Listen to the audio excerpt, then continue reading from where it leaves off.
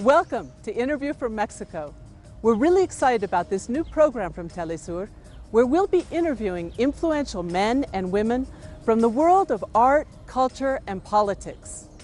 I'm Laura Carlson, and I'll be your host as we look at cutting-edge issues from the perspective of the people who know them best.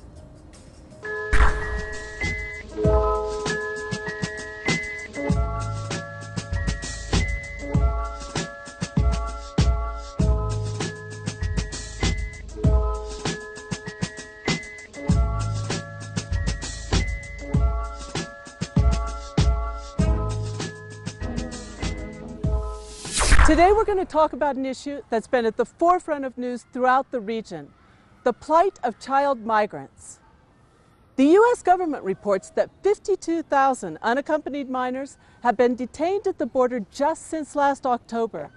On their journey northward, these children risk extortion, injury, and even death.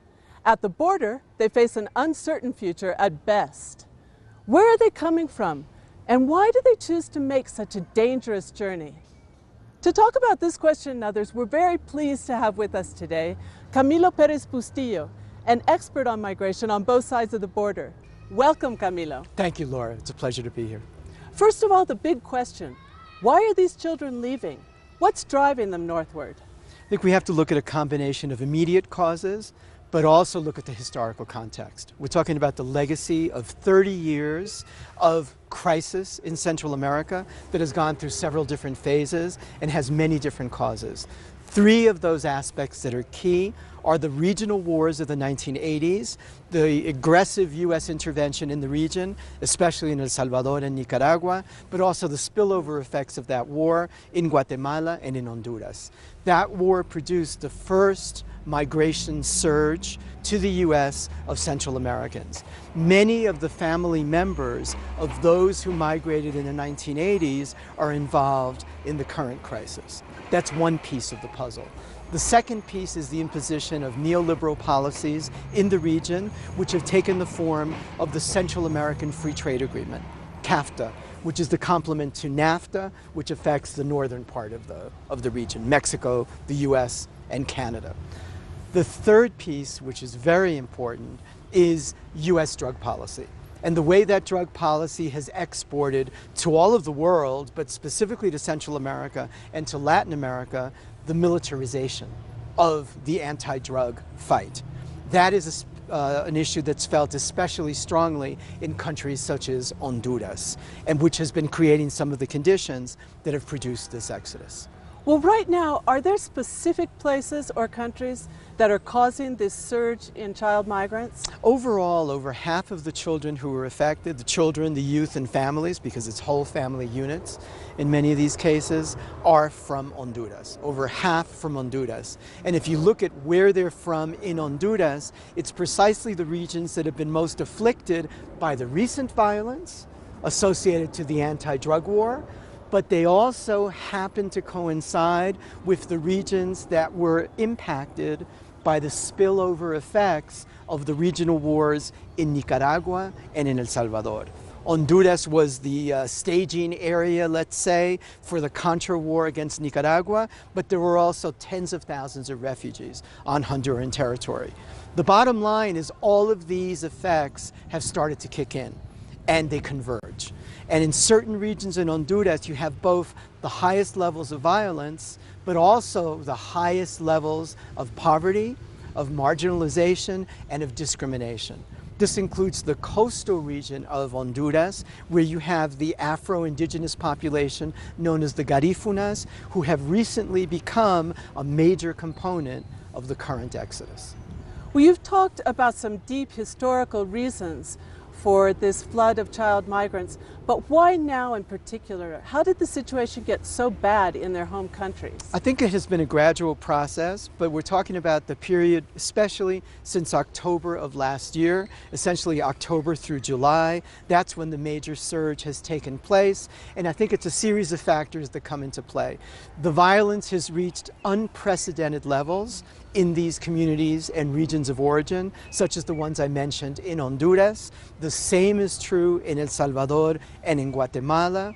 All of this has been more or less simultaneous, so the causes are convergent.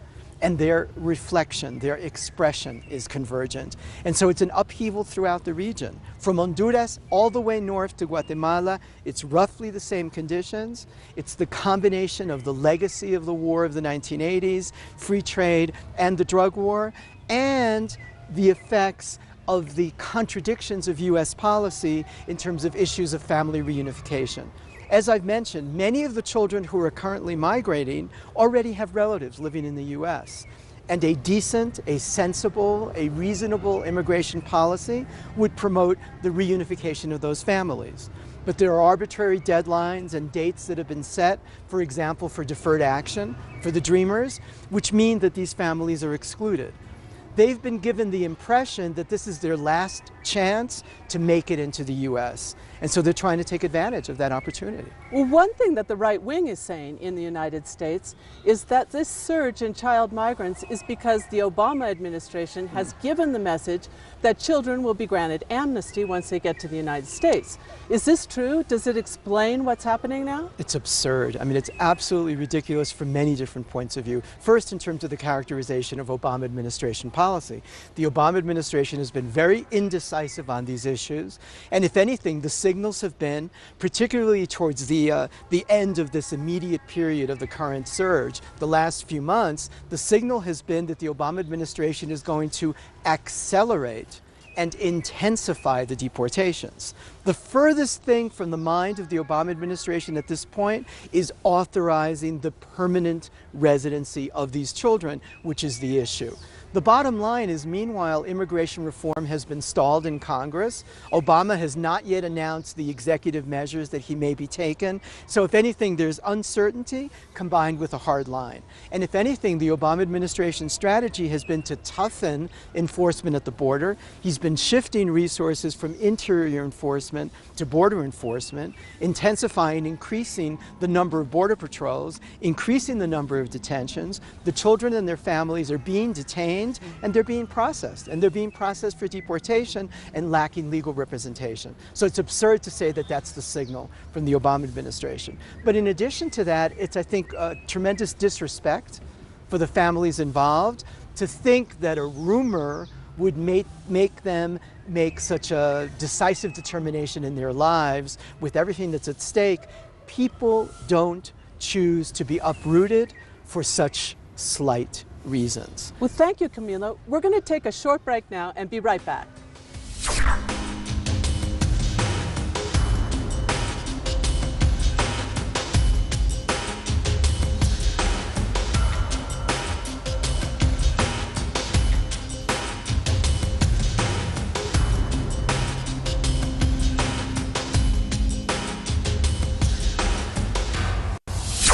We're back with Camilo Pérez-Bustillo talking about the very important issue of Central American child migrants.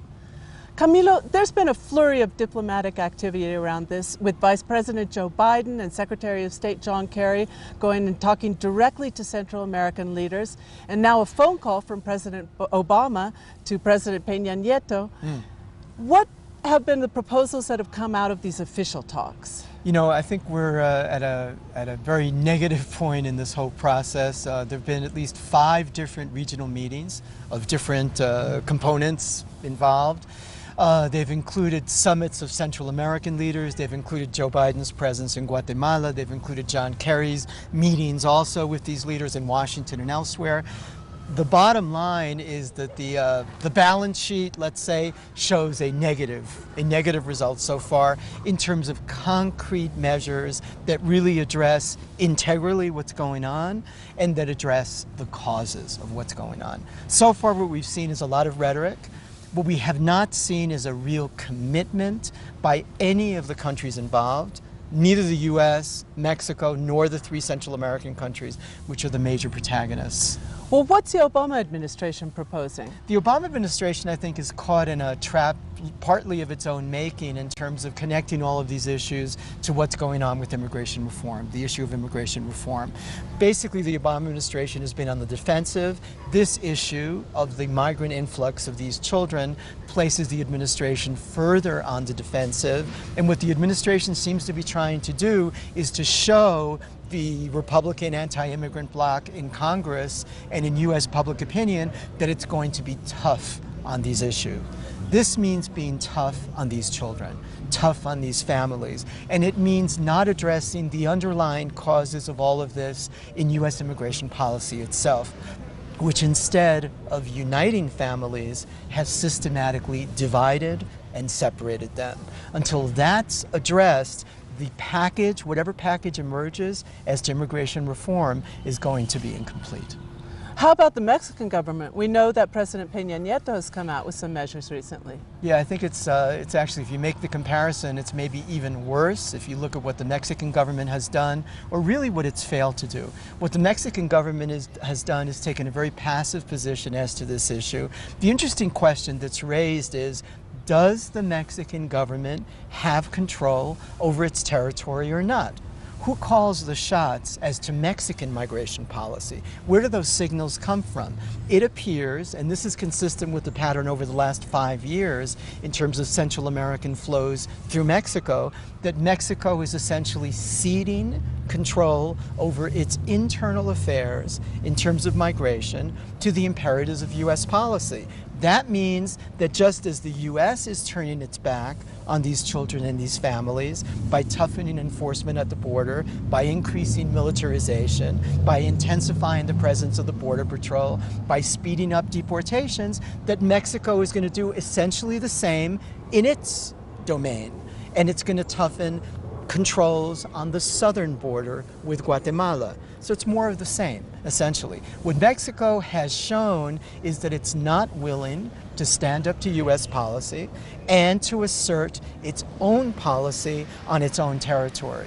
And I think that's tragic from the perspective of the fact that Mexico has a history of giving refuge to people fleeing the Spanish Civil War, fleeing military dictatorships in the southern cone of Latin America, and then those who were fleeing from Central America in the 1980s. So it's breaking with its own historical precedent in the service of U.S. policy. Well, you've mentioned that as we've watched this issue evolve, the response from the U.S. government has leaned more and more towards more border enforcement. If our primary concern is in the best interests of the child, will this kind of a response work in the best interests of the child?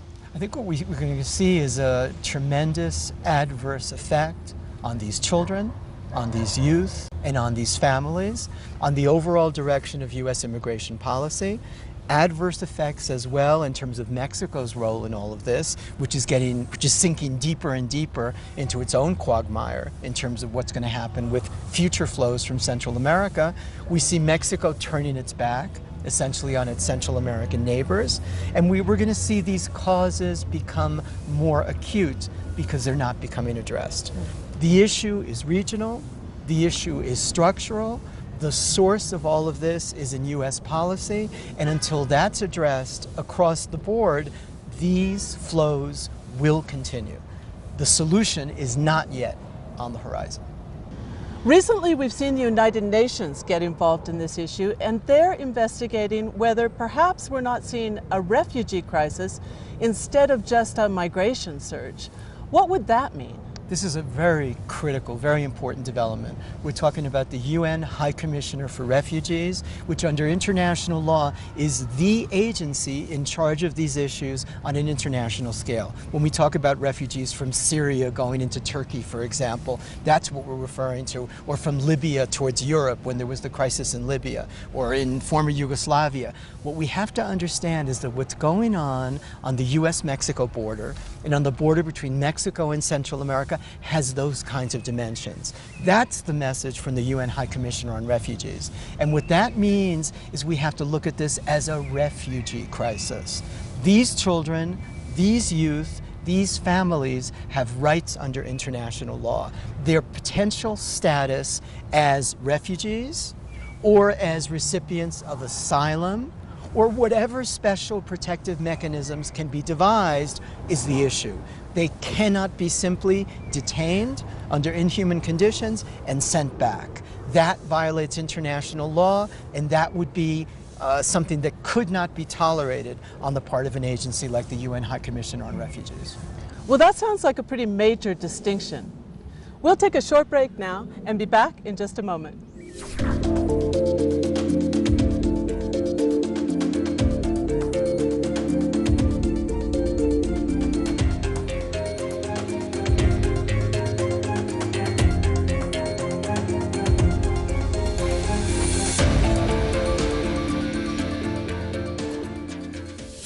We're back with Professor Camilo Pérez-Bustillo talking about the influx of unaccompanied minors on the U.S. border. Camilo, this is clearly a very complicated situation that involves historic factors and some more recent factors that have led to the crisis that we're seeing right now. Recently, President Barack Obama announced a $3.6 billion package to address the issue that includes both border infrastructure as well as some of the enforcement measures that we emphasized. Now, in this context, do you think this measure will work? And what, in your opinion, can be done? Let's start with the U.S. government. I think if we look at U.S. policy and what's gone on over the last few years, we see many of the same weaknesses in that overall pattern in terms of what's being discussed right now and the current response. The bottom line is everything's connected. What the Obama administration seems to be is paralyzed. It's been indecisive, it's been hesitant, it's been contradictory. It has not acted with preparedness. This was a crisis that was already on the horizon, that could have been foreseen, and it seems to consider itself completely hostage to the most reactionary sectors, the most racist, xenophobic sectors of U.S. public opinion and on the Hill. And to be trapped by considerations, of course, that are related to the fact that this is an election year. And so the bottom line is the Obama administration has been acting in a defensive posture. It has not been taking a proactive stance, and it has not emphasized the humanitarian dimensions of all this. It was the Obama administration that first characterized this as a humanitarian crisis. And so what would be specific measures that it could take? What kinds of things are migrant rights groups proposing, for example? The bottom line is, I think, instead of intensifying the enforcement measures, it has to intensify the humanitarian measures. The conditions of detention have been very problematic. There have been very serious allegations, over 100 allegations of mistreatment in detention. But also, in terms of the legal framework for all of this, this has to be understood as a refugee crisis. That means we need to call in the UN High Commissioner on Refugees. We need to apply the standards of international law. We need to ensure that every single child, each individual case, each family is treated fairly in terms of making their case for refuge or asylum. Another option would be to extend temporary protected status, what's known as TPS, from current individuals to the entire family so that the children are included. And the bottom line is to redirect U.S. policy in a humanitarian direction that emphasizes the necessary steps to attain family reunification. That has to be the bottom line. Let's turn to the Mexican government. What could the Mexican government do to reduce the crimes against these migrants and fully respect children's migrants' rights on their journey through Mexico? You know, I think it's very important to note that there are positive precedents in Mexican tradition in terms of addressing these kinds of issues. In the 1930s, hundreds of thousands of people fleeing the Spanish Civil War when the Franco regime came to power on the eve of the Second World War. In the 1970s and 1980s, when there were military dictatorships in most of the southern cone of Latin America, people fleeing those dictatorships were given some kind of refuge in Mexico. During that same period, shortly thereafter, in the 1980s, hundreds of thousands fleeing from Central America, including refugee camps established by the Mexican government under UN supervision on Mexican soil in Chiapas and in Campeche, where hundreds of thousands of Mayans who were fleeing genocide were given refuge and were given humanitarian treatment. So the Mexican government has a track record in the past of having sought to address these issues in a positive way. It could invoke those traditions and stop feeling compelled, as it seems to become an instrument for U.S. policy on its own territory and provide safe conditions for migrants in their transit through Mexico. Whatever happens under U.S. policy is a separate issue.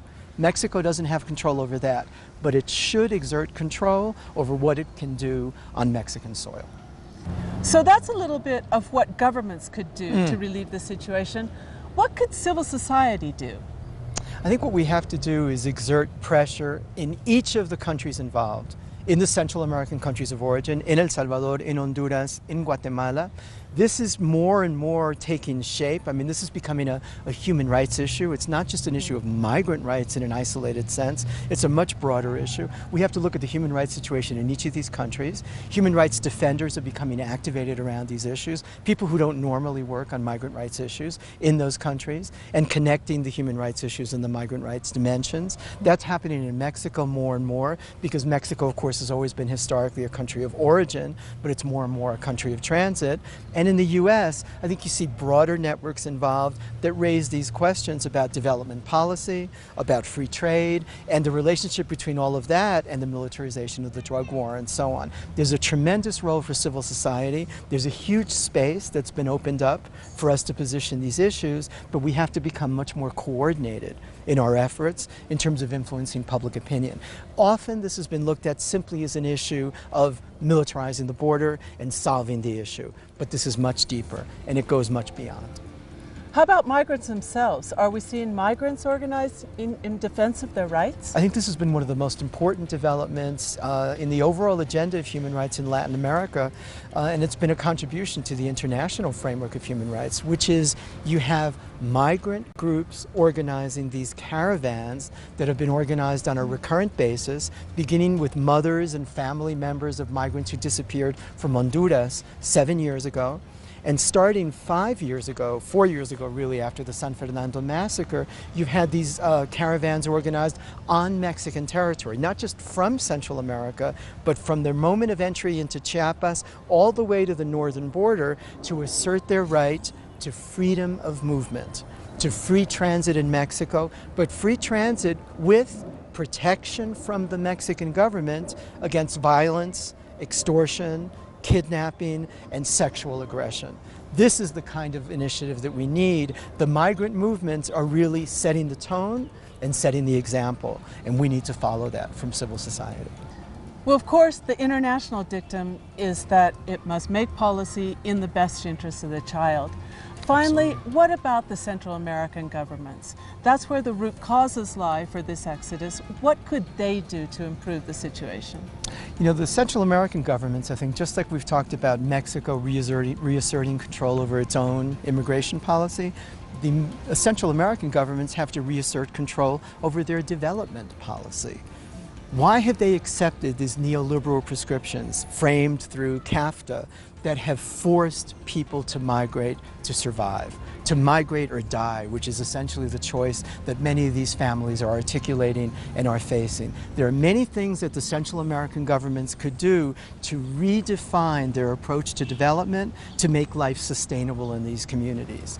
But what we're also asking of the Central American governments, the Mexican and the U.S. government, through an open letter that's circulating with over 900 signatures from over 100 organizations in 30 countries that are defenders of migrants and that include organizations of migrants themselves, is that all of these governments collaborate together, those of Central America, that of Mexico, and that of the U.S., to create a regional humanitarian corridor to ensure safe passage with humanitarian services and attention provided by international organizations and nonprofit agencies to ensure the right to freedom of transit for these migrants, the right to the attention to the needs of the child and to family reunification, and that these people are treated with dignity and respect. And that's something that each of these governments are responsible for. Well, thank you so much, Camilo. It's obviously a critical situation, and we really thank you for your insights and your thoughts. Thank you very much, Laura. And thank you for joining us. I'm Laura Carlson for Interview from Mexico, Telesur.